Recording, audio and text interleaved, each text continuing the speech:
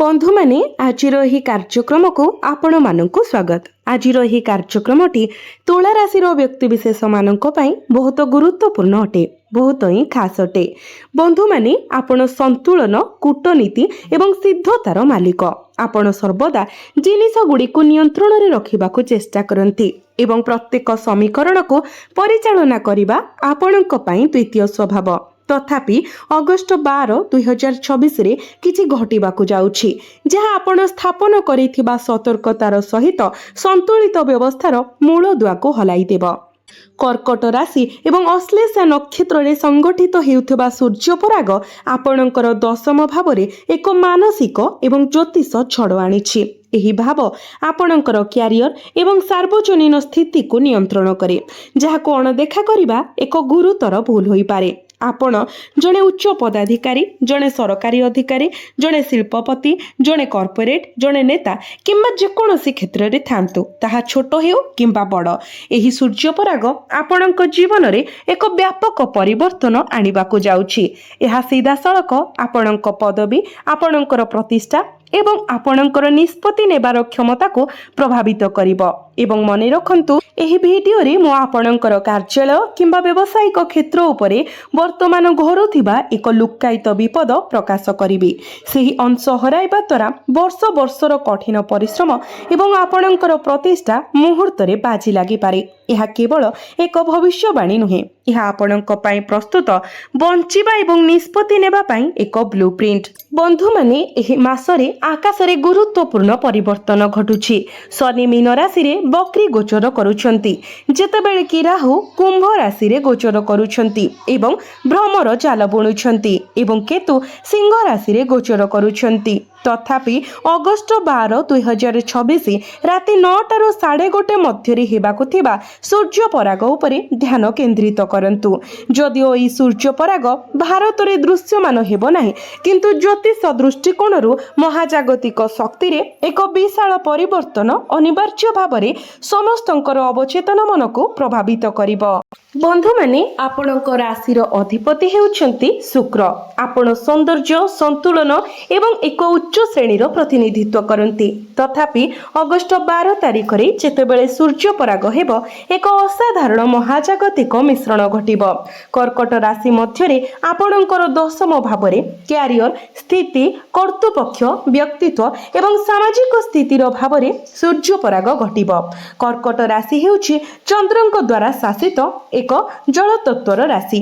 पराग समय सूर्य एवं चंद्र उभय अश्लेषा नक्षत्र रे गोचर करिवे। अश्लेषा बुधଙ୍କ द्वारा शासित एवं सर्प द्वारा प्रतीकित। गुप्तता, एक गुप्त आघात एवं एक कड़ा बंधनकारी धरिबा को प्रतिनिधित्व करे। एककालीन कर्कट राशि मध्य गुरु एवं बुध पुष्य नक्षत्र देई गोचर करिवे।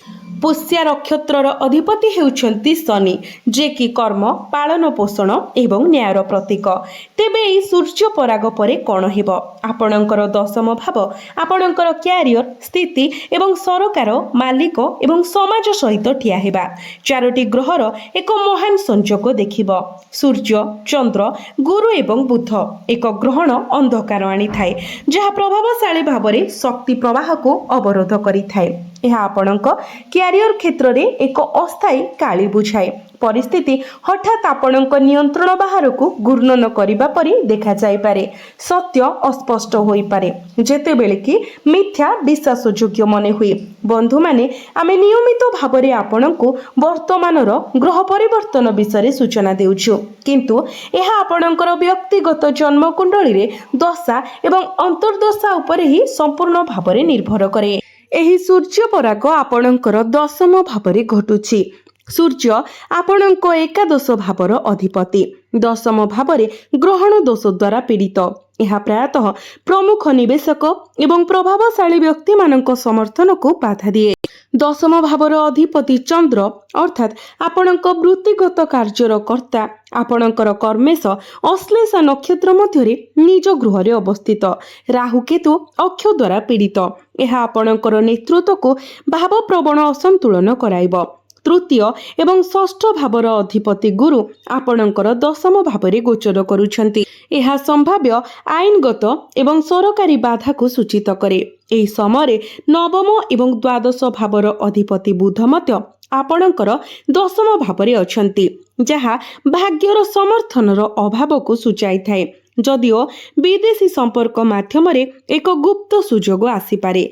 एही सूर्य पराग आपणक जीवनर चारोटी गुरुत्वपूर्ण क्षेत्र को प्रभावित करने को जाउछि। एथिमध्यरु प्रथमटी हेउछि आपणकर क्यारियर एवं शक्ति। जीवन रे आपणक क्यारियर आपणक परिचय एवं समाज रे आपणक प्रभावर प्राथमिक भित्तिभूमि गठन करे। तो कौन हेब हठात परिवर्तन, जेपरिक स्थानांतर किंबा एक प्रमुख परिचालना पुनर्गठन आपणक कर्म क्षेत्र में घटिपारे। यार प्रभाव अगस्ट 12 तारिख रु आरंभ होई सेप्टेम्बर शेष पर्यंत 45 दिन पई तीव्र रहिब। उदाहरण स्वरूप एक पुराणा नियम किंबा एक दीर्घ समय धरी पड़ी रहिथिबा फाइल हठात पुनर्बार देखा जाई पारे, जहा आपणक अधिकार को प्रभावित करिब। कारण दशम भावर अधिपति चंद्र सर्प सह जड़ित अश्लेषा नक्षत्र रे अवस्थित थिबा समय सूर्य पराग द्वारा पीड़ित। यह सूचाई दिए जे व्यवस्था आपणक विरुद्ध रे काम करुछि। तो प्रतिकार कौन? एही समय मध्य आपणको उत्कृष्ट कूटनीति व्यवहार करने पड़िबो। शांत रुहंतु। प्रत्येक दिन सकाळे आदित्य हृदय स्तोत्र पाठ करंतु किंबा शुणंतु एवं प्रत्येक दिन आपण उदित सूर्य को तंबा पात्र रे जलार्घ्य अर्पण करंतु। से जल रे आपण अल्प किछि सिंदूर एवं गोटे लाल मंदार फूल पकाई जलार्घ्य अर्पण करंतु। एहा आपणकर नेतृत्व एवं आभा को सुरक्षा देव। द्वितीय प्रभाव आपणकर प्रतिष्ठा एवं सार्वजनीन प्रतिछवि उपरे पड़िब। सम्मान एवं प्रतिष्ठा एपरि संपत्ति जहा निर्माण करने को जीवन व्यापी समय लगे, किंतु गोटे मुहूर्त रे नष्ट हो जाई पारे। आपणकर सार्वजनीन प्रतिछवि को खराब करने को किंबा आपणको विवाद रे टाणिबा को चेष्टा करा जाई पारे। अगस्ट मासरे सूर्य पराग परे प्राय 45 दिन पई आपणकर एक पुराणा विवृत्ति ईमेल किंबा वार्ता प्रसंग बाहरे उपस्थापन करा जाई पारे। कारण सूर्य लाभ भावर अधिपति पराग द्वारा पीड़ित अछंती। षष्ठ भावर अधिपति गुरु मध्य सेठारे ग्रहणर प्रभाव रे अछंती। एई प्रभाव रे शत्रु माने आपण को परास्त करने को चेष्टा करिवे। तो प्रतिकार कौन? सोशल मीडिया किंबा सार्वजनीन मंच रे आग्रेसिव होंतु नाही। प्रत्येक दिन आपणक नाभि एवं कपाल रे केसरर तिलक लगांतु। तृतीय प्रभाव आपणकर विदेश व्यवसाय उपरे पड़िबो। व्यवसाय विस्तार हेउछि बंचिबार चाबिकाठी। स्थानीय व्यावसायिक कार्य किंबा वर्तमानर टेंडर रे बाधा सृष्टि हेबो। तथापि एमएमसी कंपनी किंबा विदेशी ग्राहकों सहित एक गुप्त चुक्ति चूड़ांत होई पारे। यह सेप्टेम्बर 12 तारिख परे होई पारे। द्वादश भावर अधिपति बुध दशम भावरे गोचर करुछंती। एक पुराणा संपर्क हठात आपणक सहित पुनः संजोग हेब एवं एक नूतन दृष्टि प्रदान करिब। कारण बुध पुष्य नक्षत्र रे अवस्थित। यह आपणको गुरुत्वपूर्ण लाभ हासिल करिबा पई आपणक मूलरू दूरेई नहीं पारे। सठिक निष्पत्ति नेबा एवं बुधंकर शक्ति को परिचालना करिबा पई आपणको निजर मानसिकता को स्ट्रॉंग करिबा को पड़िबो। बंधु माने वर्तमान सबुठारु गुरुत्वपूर्ण चेतावनी देवार समय आसीछि।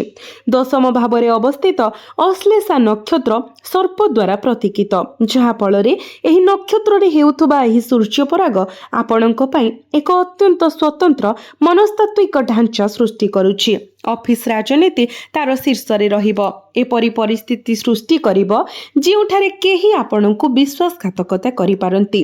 अश्लेषा नक्षत्रर प्रकृति सूचाई दिए जे विपद सामनारू आसीबो नाही, बरं आपणक निकटतर केही जणे विश्वस्त सहकर्मी, जणे व्यावसायिक अंशीदार किंबा जणे अंतर्निहित व्यक्ति गुप्त भावरे आपणक विरुद्ध रे काम करि पारंती। एथिरे क्लाएंट तथ्य स्थानांतर आपणक विरुद्ध रे परिचालनार मन को विषक्त करिवार षड्यंत्र किंबा एक गुरुत्वपूर्ण चुक्ति रे आपणको बाईपास करिबा पई एक योजना अंतर्भुक्त होई पारे।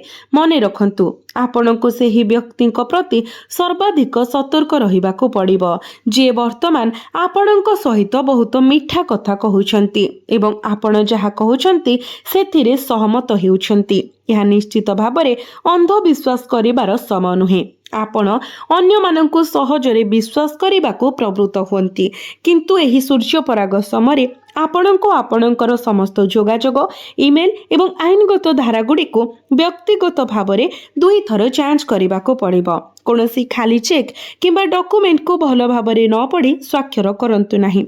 चतुर्थ प्रमुख प्रभाव आपणक आईनगत मामला उपरे पड़िबो। आईनगत स्पष्टता हेउची जहा आपणको गुरुत्वपूर्ण विपद नेबार स्वाधीनता प्रदान करे। आपण टिकस ऑडिट किंबा सरकारी अनुपालन संबंध एक नोटिस पाई पारंती। ग्रहण परे 40 रु 45 दिन मध्यरे जड़े कनिष्ठ व्यक्ति द्वारा एक सामान्य अवहेला किंबा आपणक अकाउंट रे त्रुटि एक बड़ समस्या रे परिणत होई पारे कारण षष्ठ भावर अधिपति गुरु दशम भावरे गोचर करुछंती। षष्ठ भावटी शत्रु एवं विवाद को प्रतिनिधित्व करे। जेतेबेले दशम भावर अधिपति एवं कर्तृपक्ष को प्रतिनिधित्व करे षष्ठ भावर अधिपति गुरु सूर्य परागर प्रभाव क्षेत्र मध्य दशम भावरे अवस्थित। तेणु निश्चित करंतु जे आपणकर समस्त कागज पत्र ठीक ठाक अछि। बुधवार दिन कोनोसी किन्नरंकु सबुज रंगर चूड़ी किंबा सबुज रंगर साड़ी प्रदान करंतु एवं तांकर आशीर्वाद नियंतु। यह सहित आपण प्रत्येक बुधवार दिन प्रभु गणेशंकु दुब घास अर्पण करंतु। तेबे बंधु माने एही सूर्य पराग आपणको भयभीत करिबा पाई नुहे बरं आपणको प्रस्तुत करिबा पाई उद्दिष्ट। यह आवेगपूर्ण प्रतिक्रिया देबा अपेक्षा पालन एवं रणनीति करिबार समय। आपण कर्म क्षेत्र रे अशांति एवं षडयंत्र होई पारे किंतु जदि आपण सचेतन रुहंती एवं आपणकर मूल दुआ को दृढ़ रखंती तेबे विश्वर कोनोसी शक्ति आपणको दोहलाई पारिबो नाही।